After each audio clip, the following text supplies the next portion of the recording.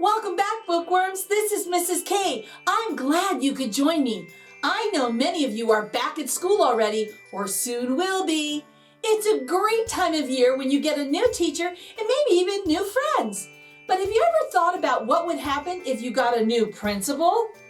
Well, in the story today, they don't get a new principal so much as a new form of their principal. Let's enjoy the magic of reading as I read The Frog Principal, written by Stephanie Calmenson and illustrated by Denise Brunkus, and find out how this could happen.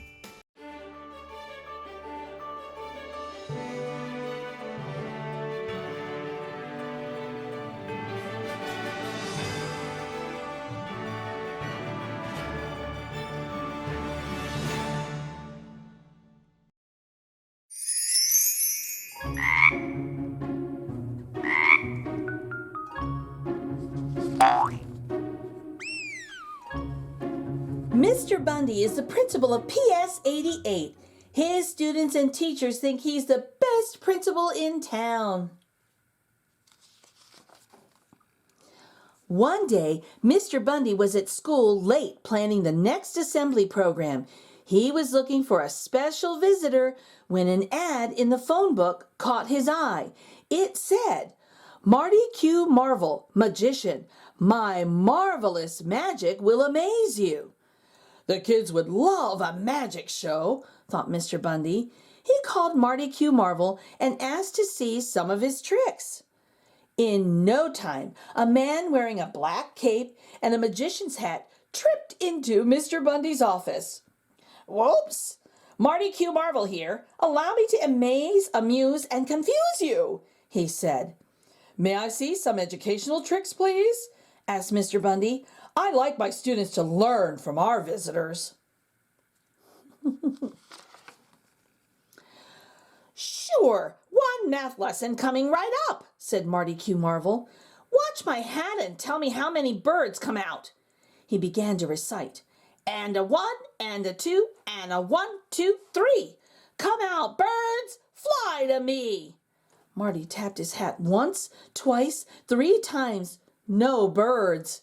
He turned his hat upside down and shook it hard. Not a feather. "What kind of math lesson was that?" asked Mr. Bundy. I guess that was my lesson on zero. Let me try my science lesson. It's on amphibians." Before Mr. Bundy could tell the magician he'd seen enough, Marty was waving his magic wand in Mr. Bundy's direction, saying, "He lives in a wood, in a pond, or a bog. He used to be a principal, but now he's a—" Oh my goodness. Frog! Poof! Mr. Bundy suddenly felt small, strange, and slimy. "Ribbit, ribbit," he said. He cleared his throat, then tried again. Thank goodness real words came out. "What have you done to me?" croaked Mr. Bundy. "Whoops! It looks as though I turned you into a frog," said Marty Q. Marvel. "It's amazing. That trick never worked before." "Kindly unwork it," said Mr. Bundy. He was hopping mad.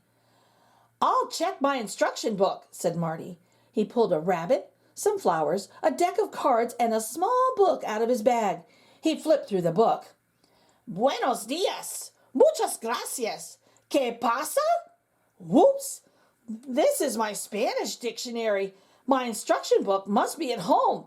I'll be right back," said the magician, tripping out the door. It was a long night for Mr. Bundy. The sun went down. The sun came up. There was no sign of Marty Q. Marvel. Finally, Mr. Bundy heard footsteps outside his office. His heart leaped in his little green chest. "Good morning, Mr. Bundy," called a voice. Oh no, it was Ms. Moore, the vice principal. "I can't let her see me this way," thought Mr. Bundy. He scrawled a note that said, "Family emergency, be back soon." And then he hopped from his chair, to his desk, to the window, and out across the schoolyard. As he watched his beloved students and teachers go by, Mr. Bundy considered his life as a frog. "Even though I'm small, green, and slimy, I can still be a good principal, can't I?" he wondered. He hopped over to a pond to think. Mr. Bundy's skin was dry and the water looked awfully good. Splash! Mr. Bundy dove in for a swim. Wow, these frog legs are amazing, he thought, kicking around the pond. A fly whizzed by, and without thinking, Mr. Bundy flicked out his tongue. Zap! He caught the fly. Not bad, he thought. Ugh. At recess, a group of kids came outside to play softball. A girl named Keisha hit the ball and it went flying. Roger, Hector, and Nancy all ran after it. Wow. Uh-oh, I think the ball landed in the pond, said Roger. What will we do now? Asked Nancy. A voice called, I can help you. Who said that? Asked Hector. They all thought the voice was coming from the water, but the next instant, a frog jumped out from behind the cattails and said, It was me. Huh? Said Roger. A talking frog? You may consider me an exception to the rule, said Mr. Bundy. I am a frog, I can talk, and I can get you your ball. The kids could hardly believe their eyes and ears. Things like this happened only in fairy tales. I want one thing in return, continued the frog. I want to be your principal. But we already have one, said Hector. That's right, he's the best, said Nancy. That made Mr. Bundy proud. He wanted to continue being their principal, even if he was a frog. It's up to you, said Mr. Bundy. I will get the ball, but only if I can be your principal. The kids went off to talk it over. He can't be our principal, said Roger. He's a frog. We can tell him he can be our principal, but we don't have to mean it, said Nancy. I guess it's the only way to get our ball back, said Hector. So the kids told the frog it would be okay. Do you promise? Asked Mr. Bundy. We promise, said the kids, crossing their fingers behind them. Mr. Bundy hopped into the pond and got the ball. He tossed it to the kids. Thanks, Frog, they called, running back to school. Wait for me, cried Mr. Bundy. I can't go that fast. But the kids were already too far away to hear him. That afternoon, Ms. Moore held a special assembly. Mr. Bundy has been called away, she told the students. While he's gone, we must work together to... Knock, knock. Roger, please see who that is, said Ms. Moore. Roger was pretty sure he knew who it was. He walked to the door and opened it a crack. Let me in, croaked a voice. Roger slammed the door and returned to his seat. Who is there, Roger? Asked Ms. Moore. You look as though you've seen a ghost. It's not a ghost, it's a frog, called Alice, a kindergarten student. By now, half the school had heard about the talking frog, and Alice had a habit of telling the truth, no matter what. Will someone please tell me what's going on? Asked Ms. Moore. The kids told her the whole story. We promised the frog he could be our principal, said Roger. Ms. Moore thought her students were joking. She couldn't wait to see what they were up to. A promise is a promise, she said. If you promise the frog he could be your principal, you have to let him in. Roger opened the door. Mr. Bundy, the frog principal, walked down the aisle and up to the stage. Poor Ms. Moore almost fainted. Ribbit, good afternoon, croaked the frog. I've heard that Mr. Bundy is a very good principal. I will do my best to fill his shoes while he is gone. Of course, they may be a little large for me. No one else laughed. They were too stunned. It must be a computer trick, whispered one of the teachers. It will be business as usual until Mr. Bundy returns, continued the frog principal. In fact, you may call me Mr. B.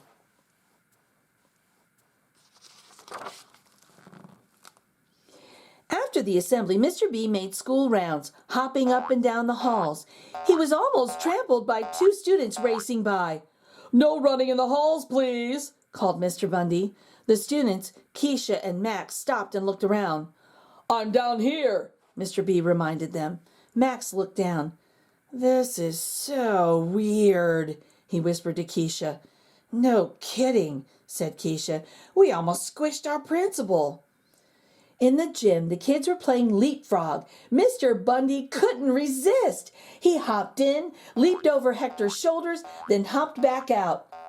"Please tell me that didn't happen," said Hector, rolling his eyes. The kindergarten class was learning about water when Mr. B showed up. "Hello, Mr. B!" called the students. "Hi, everyone," answered Mr. Bundy. The next thing they knew, splash! Their principal was swimming laps in the sink. They tried their best not to giggle. "Very refreshing," said Mr. Bundy. "Here, Mr. B," said Alice. She handed him a paper towel to dry off with. "Thank you very much," said Mr. Bundy. He went out, leaving a trail of small puddles behind him. Mr. Bundy went to Ms. Brown's science class next.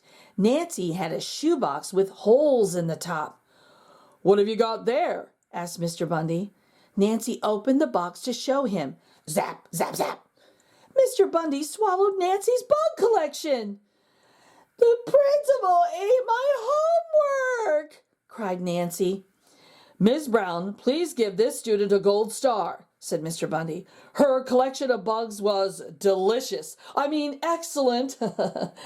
As the weeks passed, Mr. Bundy tried to be the best frog principal he could be. The students tried their best to accept him, but it was hard. They were sorry they had lied. "We shouldn't have made a promise if we didn't mean it," said Roger. "It's embarrassing having a frog for a principal," said Hector, "but I guess we deserve it." "I want Mr. Bundy back," said Nancy. Mr. Bundy heard his students and his heart sank. He kept calling Marty Q. Marvel, but there was no answer. He prayed the magician would come back. "If not, I'll be a frog forever and ever," he thought. Then one day at recess, Mr. B was watching a softball game from his office. He was wondering how long it could go on being a frog principal when suddenly a ball came flying through the window. It landed with a thump on Mr. B's little green head. Stars were spinning in his eyes. Out of nowhere, Mr. Bundy started reciting a magic spell. "And a 1, and a 2, and a 1, 2, 3. Look who's back, hooray! It's me!" Poof! Mr. Bundy was his old self again. Ms. Moore heard the commotion and came running. "Mr. Bundy, welcome back!" she cried. "I was so worried about you. Is everything all right?" Mr. Bundy looked down. He saw his own 2 hands. He saw his own 2 legs. "Everything's great," he said. "You won't believe who our substitute principal was," said Ms. Moore. "I'll let the children tell you all about him." Mr. Bundy went to the window and waved. The students cheered wildly and were so excited to have their principal back that no one even noticed when... Zap! Mr. Bundy swallowed a fly.